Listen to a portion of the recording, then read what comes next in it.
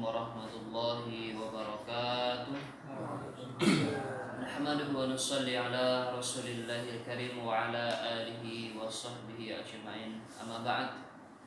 Wa qur rabbi zidni ilma. Allahumma inni as'aluka ilman nafi'an wa rizqan thayyiban wa amalan mutaqabbalan, atau kama qala Nabi sallallahu alaihi wasallam. Alhamdulillah, hadirin jamaah salat zuhur yang dirahmati dan dimuliakan Allah Subhanahu wa taala.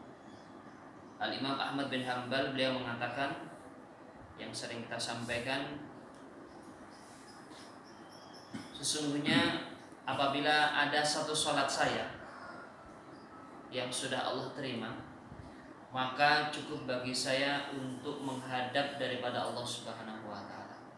Dan juga beliau mengatakan, kalau seandainya seseorang ingin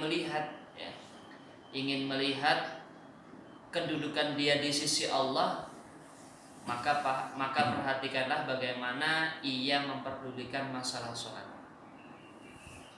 Ada orang awam,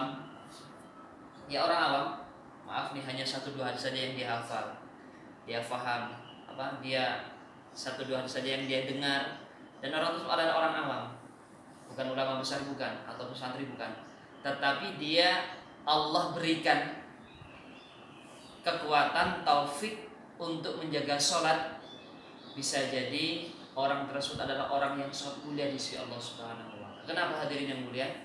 Karena sesungguhnya hakikat daripada ilmu, tujuan daripada ilmu adalah apa? Diamalkan dan juga disampaikan. Ketika seseorang sudah bisa mengamalkan tujuan ilmu tadi, berarti itulah ketakwaan yang sesungguhnya sebenarnya.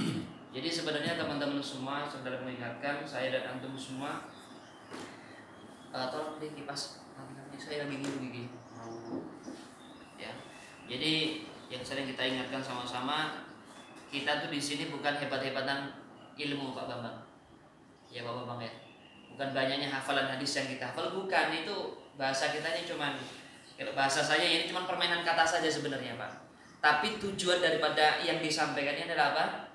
Sejauh mana kita bisa mengamalkan, semakin hari semakin dekat dengan Allah Subhanahu wa taala. Semoga Allah berikan taufik kepada kita semua untuk bisa menjaga sholat tepat pada waktunya dengan cara berjamaah tanpa tertinggal takbiratul ula. Nabi Shallallahu alaihi wasallam mengatakan, barang siapa yang selama 40 hari, hadis sahih riwayat Tirmidzi, dia bisa menjaga takbiratul ula bersama imam. Jadi imam dia takbir, kemudian dia mengikuti selama 40 hari 40 malam, maka orang tersebut akan dijamin untuk mendapatkan 2 kebebasan.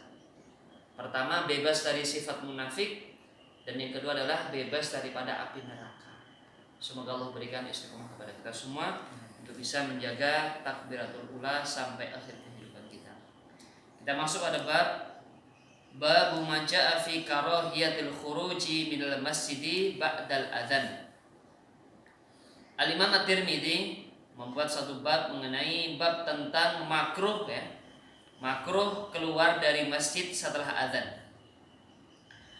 Wa qala hadatsana Hannad qala hadatsana Waqi' an Sufyan an Ibrahim bin Muhajir an Abi Sya'tha qala kharaja rajulun minal masjidi ba'da ma udhina fihi bil 'asri faqala Abu Hurairah amma hadha faqad 'asa Abul Qasim sallallahu alaihi wasallam wal haditsu sahih. Dalam satu hadis yang sahih, Abu Sya'tha beliau mengatakan, kharaja rajulun, keluarlah seorang laki-laki, minal masjidi, dari masjid, ba'da ma'udhina fihi bila asri, yaitu setelah adzan asar. Jadi setelah selesai adzan asar, ada seorang laki-laki keluar dari masjid tanpa adanya keperluan dan juga hajat ataupun uzur yang lain. Faqala Abu Hurairah, maka Abu Hurairah radhiyallahu anhu mengatakan, amma hadza, adapun orang ini, laki-laki yang keluar dari masjid tadi setelah adzan tadi tanpa uzur, faqad 'asa Abul Qasim sallallahu alaihi wasallam, maka sungguh benar-benar orang tersebut telah bermaksiat kepada Abul Qasim sallallahu alaihi wasallam, yaitu bapaknya Qasim sallallahu alaihi wasallam, yaitu Nabi kita Muhammad sallallahu alaihi wasallam. Alhamdulillah hadirin jamaah salat zuhur yang dirahmati dan dimuliakan Allah Subhanahu wa taala. Hadis ini menunjukkan sangat jelas kepada kita semua mengenai larangan kita larangan Nabi Shallallahu Alaihi Wasallam kepada kita semua untuk kita keluar daripada masjid setelah azan tanpa udzur. Kalau saja ada udzur, mungkin dia hadas kecil atau hadas besar, ini tidak ada masalahnya. Ataupun ada hal-hal yang sifatnya umum, yang sifatnya keperluan yang mendesak dan itu adalah sifatnya umum, maka kita diperbolehkan untuk keluar dari masjid untuk menunaikan hajat kita setelah adzan dengan adanya udzur. Tetapi kalau tanpa adanya udzur, maka kata Abu Hurairah radhiyallahu anhu, beliau adalah seorang ulama di kalangan sahabat Nabi, beliau mengatakan orang tersebut telah bermaksiat kepada Nabi kita Muhammad sallallahu alaihi wasallam. Kenapa? Karena ingkar dengan sunnah Nabi sallallahu alaihi wasallam. Kemudian juga di sini menunjukkan kepada kita semua mengenai bab kunyah ya. Kunyah Mas Ahmad ya. Abul Qasim ya. Jadi salah satu anaknya Rasulullah adalah namanya Qasim.